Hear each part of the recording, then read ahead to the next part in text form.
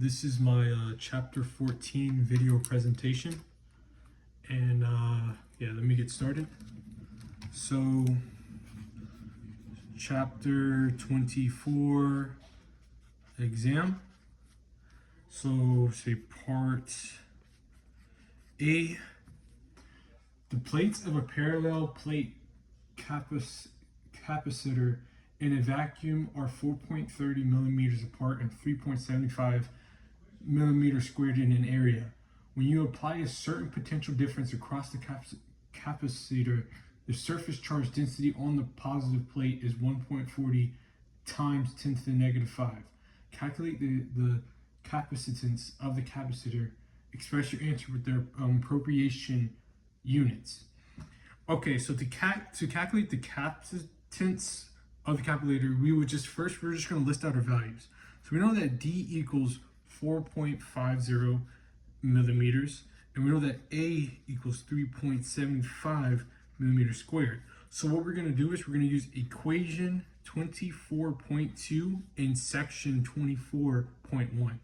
So say section 24.1, and this equation is C equals EOAD.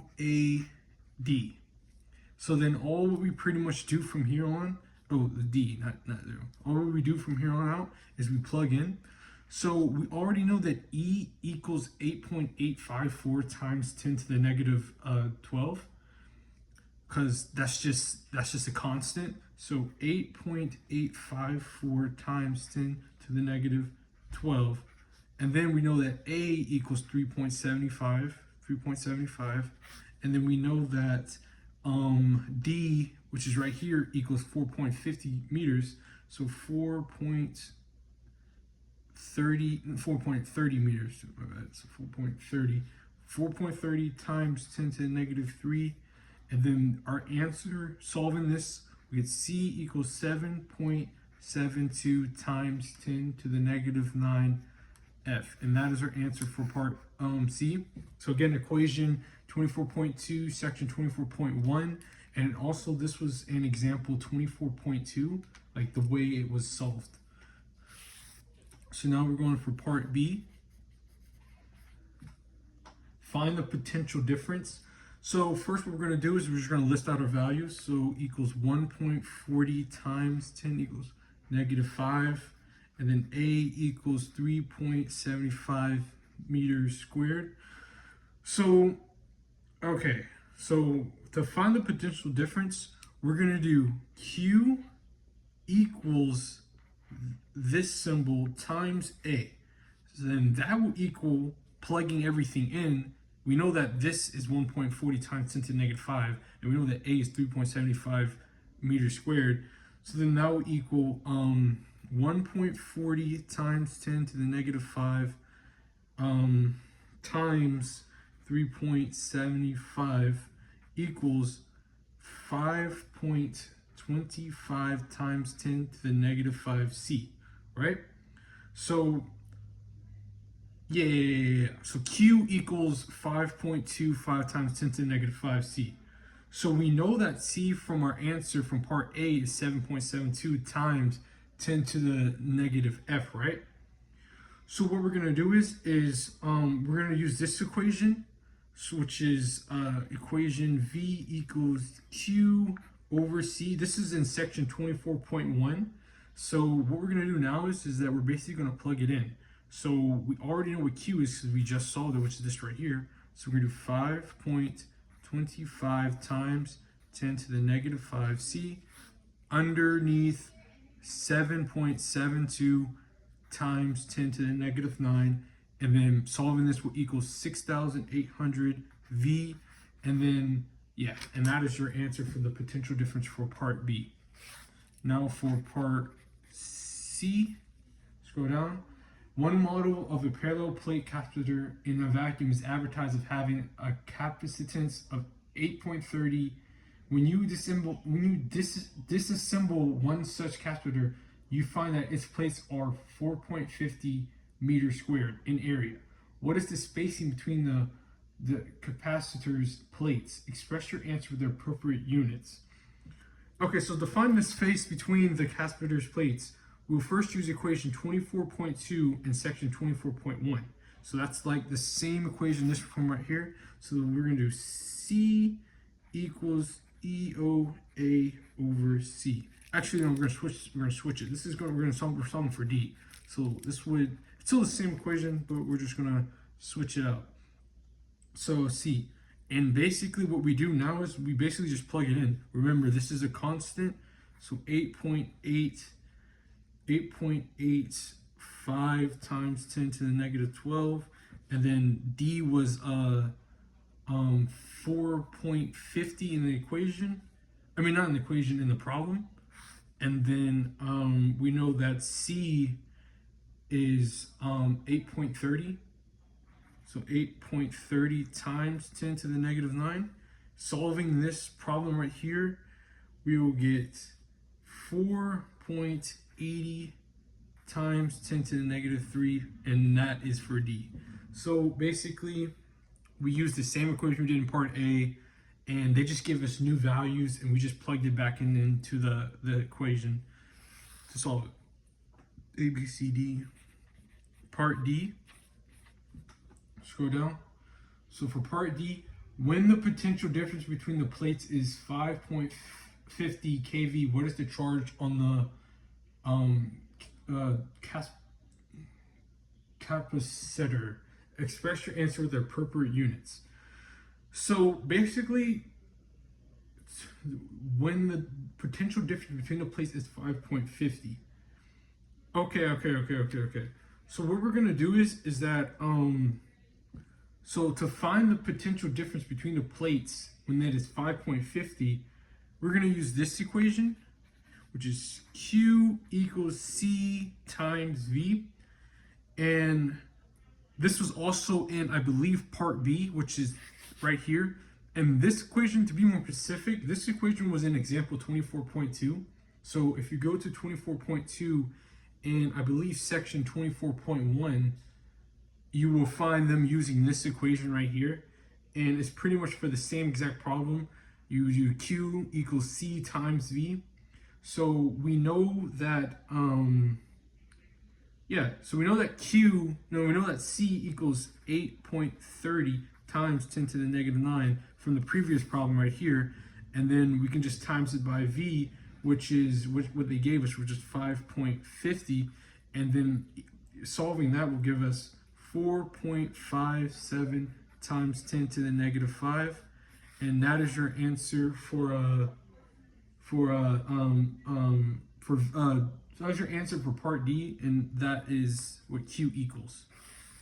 Now for A, B, C, D, E, part E.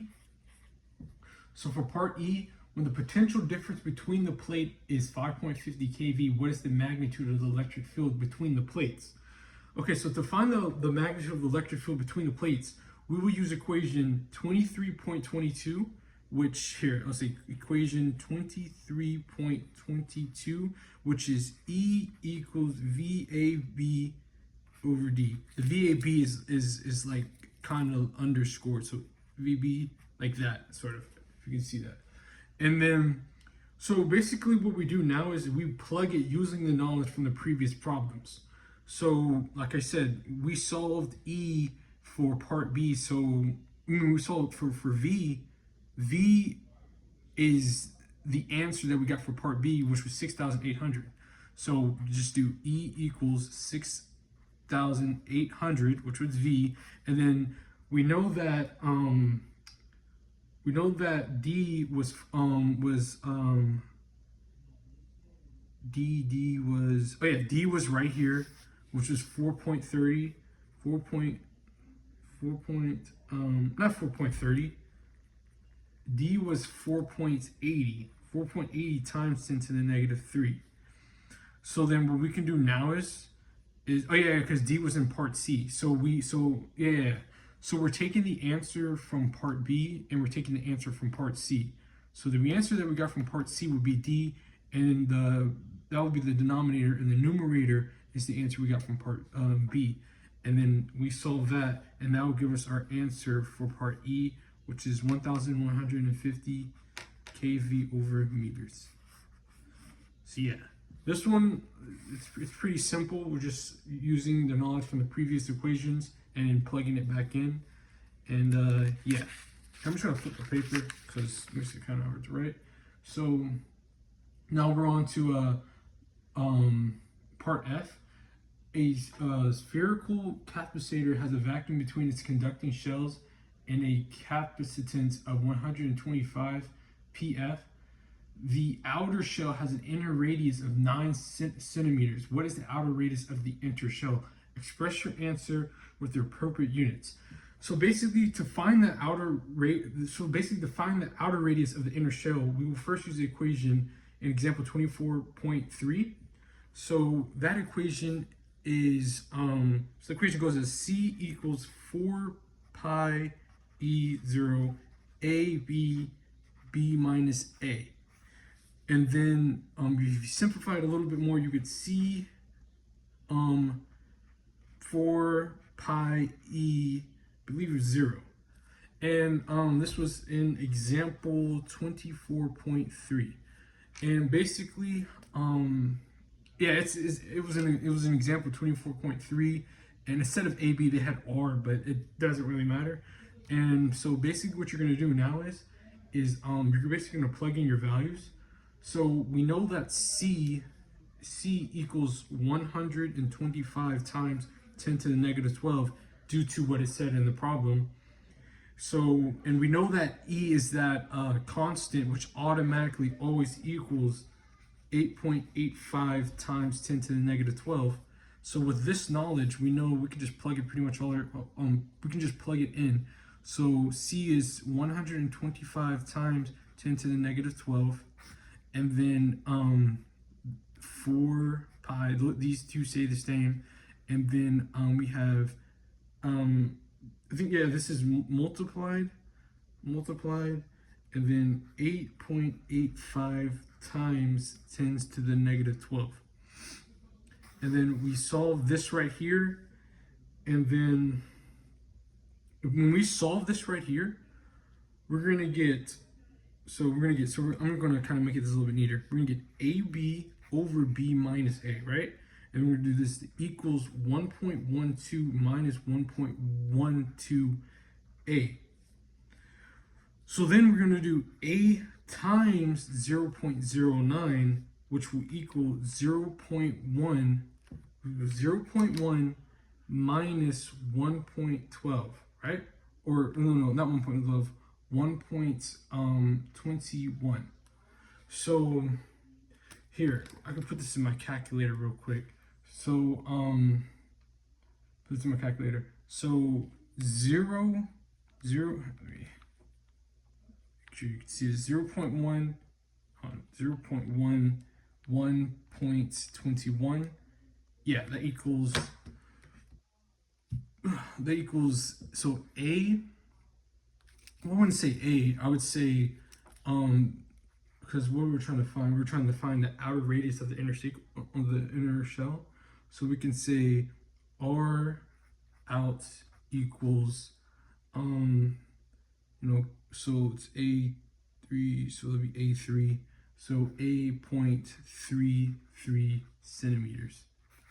And that is your answer for, I believe that was part F. Yeah, that was your answer for part F. So, yeah. So I guess, yeah, that was your answer for part F. So basically what we did for part F, we did the example, which was in 24.3, which they utilized this equation right here. And we simplified it a little bit more to turn it to C, to put C on top as the numerator and this as the denominator.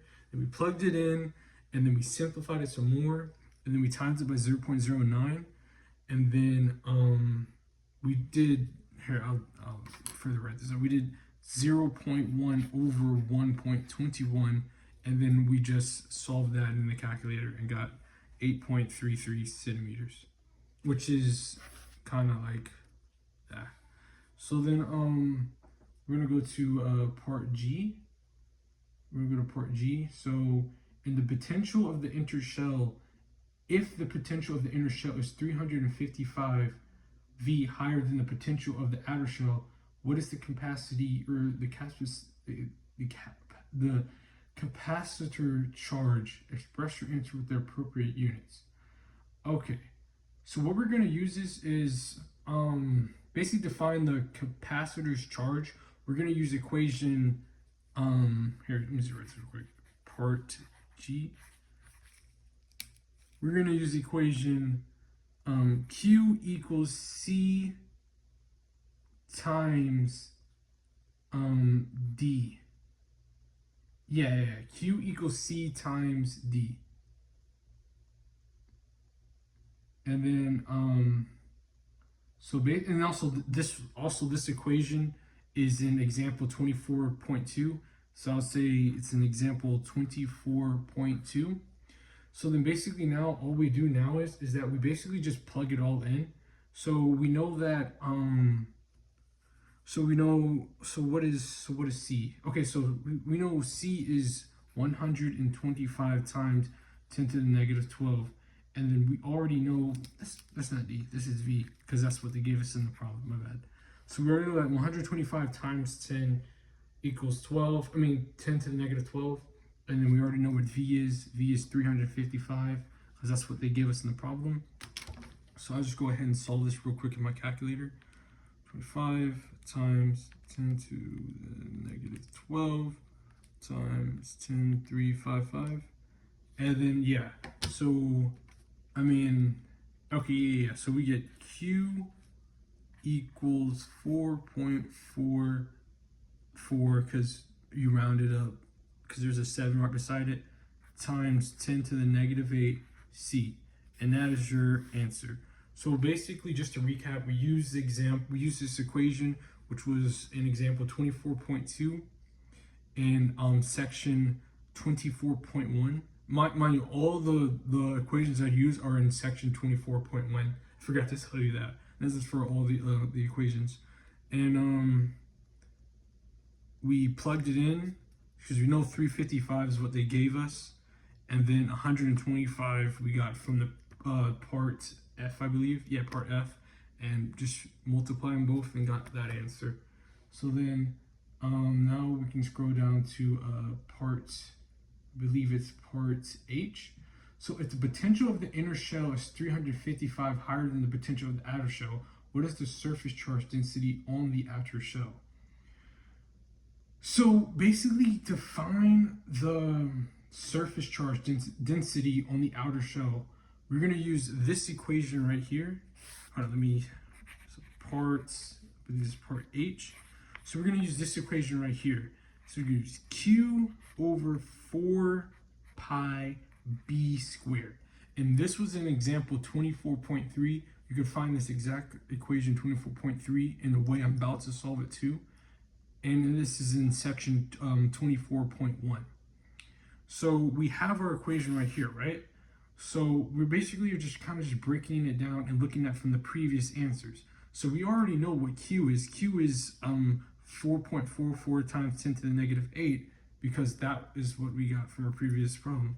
So we got 4.4 times 10 to the negative 8. And then we know that 4 pi stays the same. And then for B is going to be 9 times 10 to the negative 2. And then over 2. And then, yeah, 9 times 10. Oh, yeah, because we got that from part F. Yeah, because the B right here. So then we solve this. And I'm just going to solve this in my calculator just to make sure I get it right. So 4.44 times 10 to the negative 8. And then 4 pi times 9 times 10 to the negative 2. And then I think it was squared. And then we got, okay, yeah. So then we will get negative 4.36 times 10 to the negative 7th C meters squared. And this is the outer, this is the surface charge density on the outer shell, as said in the problem. and that is for part H. And then now we're going to go to our next one, which is part I. It's part I. So if the potential of the inner shell is 355 V higher than the potential of the outer shell, what is the surface charge density on the inner shell? So basically, we just did the outer shell, so we're gonna do the inner shell. So let me just write this real quick. Part I. So everything is pretty much still the same, but instead of B, we're gonna put A because we're doing the inner shell instead of the outer shell. So we're gonna do Q. This is the same equation. 24.3 section 24.1.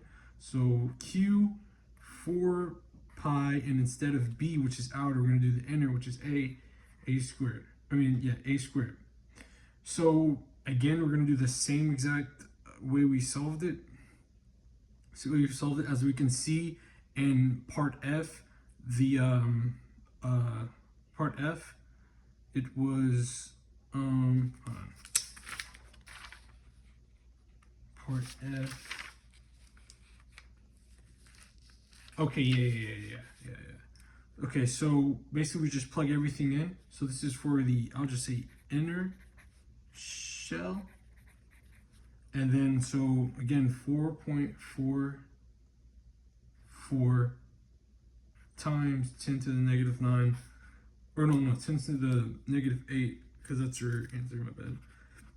10 to the negative 8. And then 4 pi times 8.26 times 10 to the negative 2. And then, no, not 10 to the negative 2. It's 8.5 times 10 to the negative 12. And then we should solve this and we should get our answer. I'm just going to put it in the calculator real quick. Wait, I think okay, here, I can just reuse it. Okay, I'm just trying to plug this in to make sure this is right. See if I didn't do anything, if I did something wrong.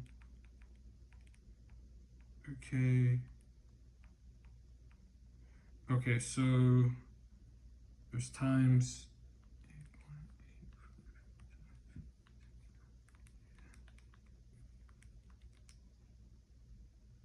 negative 12.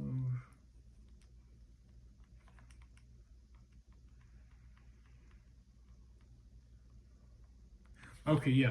So we will get 5.09 times 10 to the negative 7 C over M squared. And this is the inner shell. So basically, I can just recap for you. We used the same equation as we did in part H. H we solved for the outer, and I we solved for the inner. And we just plugged our values in, switched it out. This is B, this is A, and yeah, that's your answer. So I guess I'll circle this right here. And I think I'm going to use another piece of paper, which is right here. Okay, so now we're on part J. So a cylindrical capacitor has a capacitance per length of 69.0. What is the ratio of the inner radius of the outer cylinder to the outer radius of the inner cylinder? Okay, so what we're gonna do is we're gonna use this. So what is this, part J? So part J. So what we're gonna use is we're gonna use this equation, which is C over L equals 2 pi E0 over ln B over A. And this equation was in example 24.4 in section 24.1. So it's directly in that example I remembered, and it's in there. So basically what we do is that so the capacitance per length. So basically what we do is we would do 69.0 times 10 to the negative 12, which is what they gave us in the problem. And then this will equal 2 pi, and we know this is the constant I was talking about earlier. So 8.85 times 10 to the negative 12, right? And then over ln over b over a, right? And then we can take this ln b over a, put it to the side, so it would be ln b over a equals 2 pi times 8.85 times 10 to the negative 12. And then we take this right here and we will just put it to the denominator. So 69.0 times 10 to the negative 12, right? And then solving this, we should get our answer, which is 0.806. Let me just make sure that's right. Yeah, 0.806. And then what we do with the 0.806 is remember it was ln, right? So we'll do b over a equals e, which is this right here, 0.806, which we got from solving this right here. And then we're gonna here, I can compute that into my calculator. So E 0.806 equals 2.24, and that is your answer for part J. That's your answer for part J. Okay, so now we're on to part K. If the outer conductor carries charge negative 8.62 per meter of length, what is the potential difference between the two conductors? So basically, to find the potential difference between the two conductors, we will use this equation. So we're gonna do, I'm just gonna write part K. So then we're gonna use this equation in section 24.1. So this equation goes as basically Q is similar to this equation right here, but not exact. So Q over L equals Q over L. Q over L. That's the equation. My bad. So I remember the equation is V equals Q over L. So knowing this, we know that the charge, which is Q, which is 8.62 times 10 to the negative 9. And then we know that I believe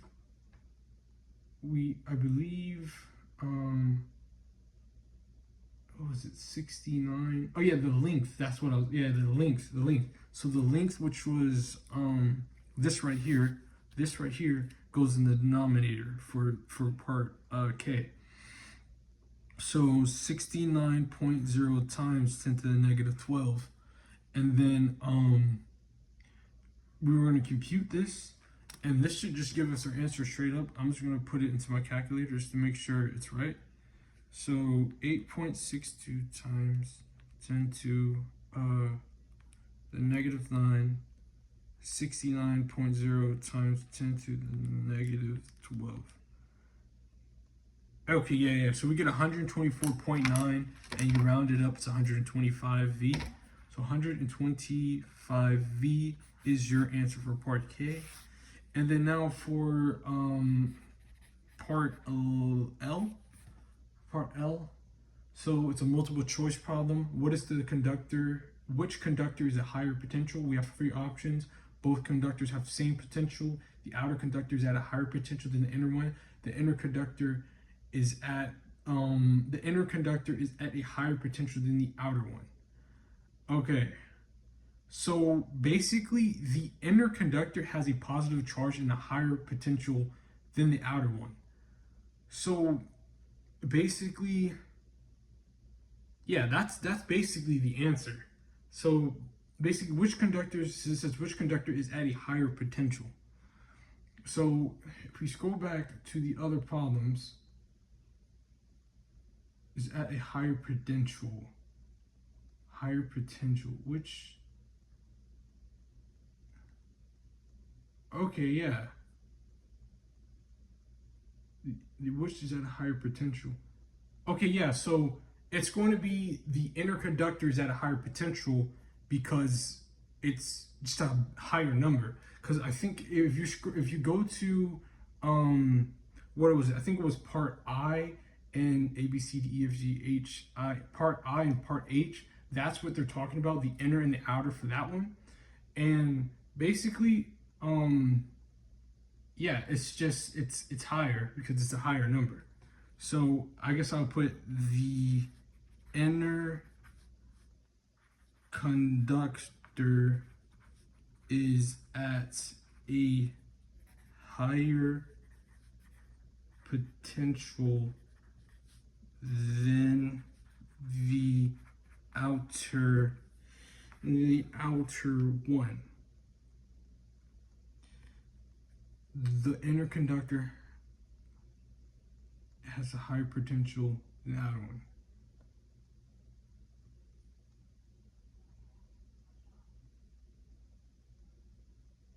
Okay, yes, because the inner conductor has a positive charge and also a higher potential than the outer one. So okay, yeah, I was a little confused at first. So I'll just put it like that. So this is my exam for chapter 24. I referenced the equations. I referenced the examples. I solved and all the problems basically. And yeah.